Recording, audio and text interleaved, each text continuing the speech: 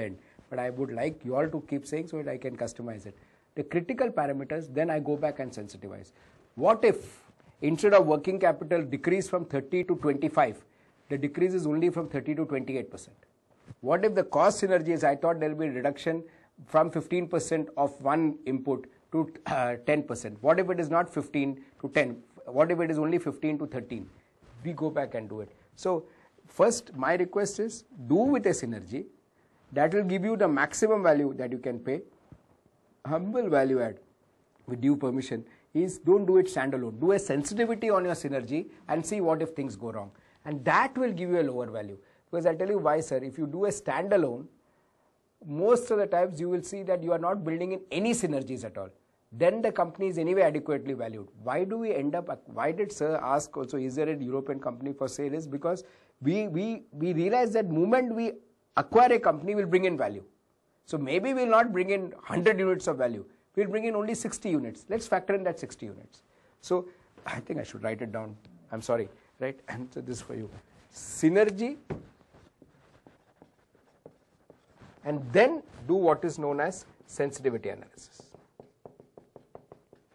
An extreme case of sensitivity analysis could be, right, I have nobody to say somebody this is right or wrong, right? An extreme case of sensitivity could be look at it on a standalone basis, right? Okay, fair enough, an extreme case. Then the deal most likely you will get, absolutely, you will get the least value. But if you want a range, it's synergy and, right, thank you. What you realize is known as sensitivity. Sensitivity basically means what if things go wrong.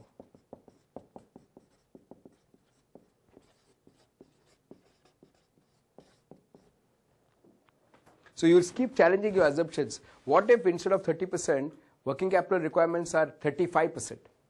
And immediately your valuation will change. Here we go. Please. So in my business, how would I come up with that? Would it be a zero? Or which one, sir? For you, the working capital as a percentage of revenues, it will be either a zero or it will be a small number arranged. The small number that is arranged, right? But in your case, since you said you are already on negative working capital, it will be a clear case of a 0%. Yeah. Only request is, sir, since you have already told me the end purpose of this thing is to actually build in your case, we had a personal chat, is to actually build in a negative working capital. That will shoot up that will shoot your revenue up. Please. Wondering, since we being a manufacturing company, its valuation is like calculating FCF and everything. What about IT companies like Infosys, where there is more intellectual capital? What kind of valuation is applicable? Infosys is not a client, but right. Any IT company. Show us what is the cash flow that you can generate. Because of this, which market segment you can attack, what is the price at which you can sell this, what is the number of units you can sell. Give it a cash flow. And I'm sure, dear colleague, right, as usual, good question. That's the same thing Infosys is doing also, right? For me, it's a mid-cap IT firm. For Infosys, the same concept will be applied product-wise, division-wise. And apart from that, for a bigger company like Infi, they'll have to do what is sum of parts. So, एक product leke they'll have to see, then they'll have to sum it up. Thank you for the questions. We'll continue the discussion. Cost of debt. Now here comes the main part. 15% pre-tax. Pre-tax is extremely important. Because please be noted, whenever you take debt, you have to pay interest, and interest is a tax shield. That's why, sir, Sanjay sir, I've clearly put it as pre-tax. It's absolutely pre-tax. Debt equity ratio is 1:1, right? Explain further cost of debt and cost of equity. What are these terms that? How simpler way how we can explain? Definitely. Cost of debt is the easiest to understand is the interest rate. So whenever we say cost of debt, borrowing rate, bus. Sir, with whatever limited he has told me, should be around 12%, 14%. No problem. Cost of is where the challenge is, which is what I want to now discuss. Cost of equity is where the challenge is. Now, first thing first, before I continue, cost of equity, right? Sanjay said, we just switch it off because now I think we need to discuss other notions. It comes free, dividend need not be paid. So this is going to be cheaper. I am very important for me to tell you here is, first principle is risk versus return. Higher the risk, higher the return expected. Equity is a very risky proposition. It's a very risky asset class, because when a company is wound up, the equity guys lose everything. The debt guys at least get their secured assets back and they can recover their money. But equity, these guys lose everything, which means returns that they expect should be very high. That means if the returns expected by investors are very high, cost to the company also will be high. So please understand, what is return for investors will be cost to company. So whenever you get into valuation, you would realize one very important thing, that cost of equity is going to be much higher than cost of debt. Which leads me to ask you a simple question. If you are valuing, so I am looking at some dear friends, if you are valuing your company for sale, or getting, not sale in that sense, for getting a investor into your company, right? Please ensure that you show sufficient leverage. I feel that many of us feel proud to say that we are a zero debt company. You have hurt your own valuations. Thank you, sir. Oh, right. I was expecting 2 or 3 of you to nod. Thank you. Others, I was sure I have to explain it. What do I mean by this? Don't say you're a zero debt company. That will hurt your valuations. Take some debt. Okay. Let's go back and understand this by using the formula. Let's get this formula right. Anybody who says is a zero debt company, though emotionally they believe they are on a stronger wicket, I think financially they have already weakened their valuations. Right? They have weakened their valuations. Right? Why? What was the formula? The formula was for terminal value. Sir brought it up. Right? Was free cash flow for next year divided by R minus G. R is nothing but weighted average cost of capital. So that takes into account the total cost of funds. Thank you very much. Thank you very much. I'll go a bit stepwise. Please understand, R, very good, sir, very good. R minus G. R is the denominator. If you are, I'm looking at you for a reason, right? If you are looking at somebody investing in your company, you want higher valuations. If you want higher valuations, you want the denominator to be as low as possible. If you want the denominator to be as low as possible, you want R to be as low as possible, G to be as high as possible, because it is R minus G. So this R you want to be as low as possible. That means you are talking of equity and debt.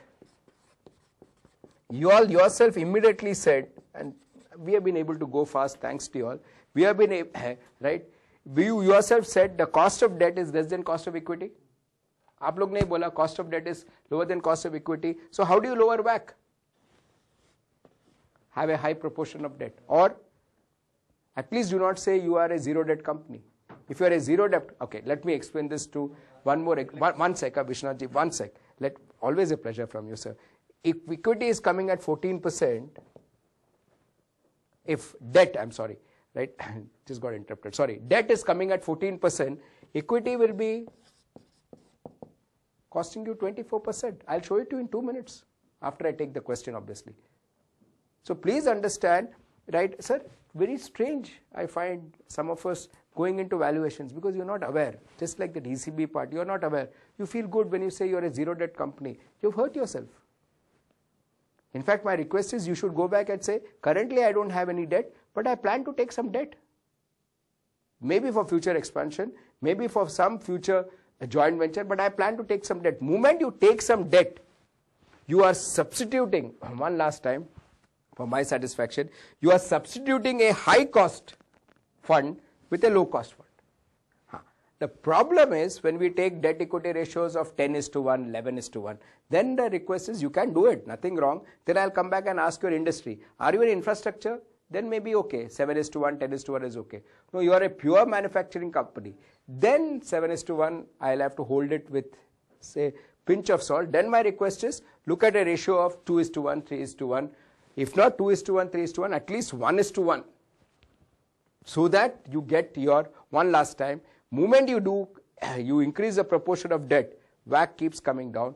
Moment WACC keeps coming down, terminal value keeps going up. And as dear sir said, when terminal value starts going up, enterprise value starts going up. I want to just ask you a question. In fact, you all said it, and I was so happy you all said it. आपने किया भी है leverage buyout, right? Vishwan said one second, a leverage buyout. What is the concept in a leverage buyout? They buy out your companies by using debt. And why do they use debt? Because they realize that when they use debt, their WACC will be as low as possible. That, right? Valuation will shoot up. That is the main essence of debt. So you wanted to say something. Sorry. My question was something which you going to talk about is earlier in the session you mentioned that your cost of equity is, cost of issuing an IPO is not 5% but 15%. Is that also getting factored in? Yep. 24. So, but how is the 24? I'll show it to you in 2 minutes. Very nice question. 2 minutes. I have to take you through a simple theory, which is very simple for somebody like you, which you have already done. Maybe I'll give you a different light, which is nothing but capital asset pricing. I'll show it to you. I'll show it to you in a minute. Abhi bataunga. 2 minutes. I just want this to sink in some friends. Then I'll show you how 24%. Sanjay sir, any doubt? I'm looking at you specifically, right? Anybody? Anything? Zero debt? Thank you for smiling, sir. Zero debt is not a sign of strength. But zero debt, typically, since I come from the community, why they keep saying is the customer's sentiment, in order to attract the customer sentiment we talk, not the investor sentiment. Correct. Very good. Customers don't like to give their business to persons who are reeling with debt. That's true. So they want a zero debt company who are cash rich, so they can fund their cash for a risk reward kind of business. Very good. Very So good. it's not investor centric, it's customer centric. The only thing is that same logic you cannot use for the other stakeholder. No, sir. Vishal sir, I've seen a lot of colleagues feel proud about it. They don't realize unse unka valuation actually girta hai. One basic, which I'm sorry, I'm complimenting you all, but for second or third time today, see, you are not making the normal mistakes, which normally when I do it for Princeton, I see, normally people keep saying, and it takes me 5-10 minutes to convince them, right, that equity is costlier than debt. But we started off by saying, yes, equity is costlier than debt. People believe that, okay, it's my money, right, so I don't have to pay dividends on that. That's absolutely incorrect. Let's look at why 24%. Thank you again. Thank you. Right. No, I'll just show it to you, then I'll pull back here. Right. See, please understand what is CAPM. Right.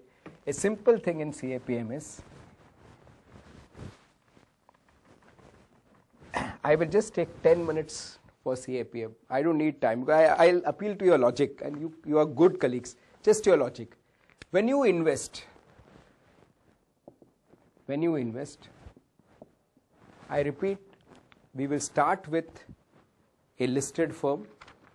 After T, we will finish today. When you walk out, you will have the valuation for an unlisted firm. The model will be there with you. But let's start with a listed firm, please.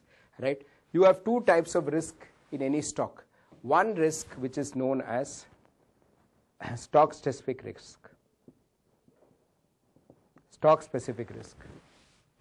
What is a stock-specific risk, sir, is, with due respects, when you invest in, let's say, a Reliance Industries, and suddenly you believe that Reliance, sir, Sarab sir, is not able to really come in, Sanjay sir, and find gas, or the cost of raw materials have gone up for that particular stock. It's a stock-specific risk. Pillai sir, but nobody will compensate you for stock-specific risk, because investors should know, Mr. Hitendra, that the basic principle of portfolio analysis is, Prasanna sir, you can always diversify away stock-specific risk. You can always diversify away stock-specific risk. Why do you need me to compensate you, Kotian sir? Why do you want me to compensate you for investing in Reliance? If Reliance goes down, invest in a stock which will go up, negative correlation. So, आप ऐसा एक stock ढूंढ लीजिए where if Reliance goes down, it goes up, so you're compensated for a fall in that particular stock. This is the principle of diversification. We will not compensate anybody for stock-specific risks. It simply can't be done. Why should it not be done? For the simple reason, right, it can be easily diversified away. But there is one risk which is a part of the system always, which you have to compensate for, which is known as systematic risk. A systematic risk has to be compensated for. For example,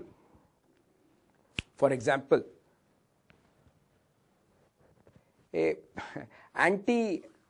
very stupid examples, but I have to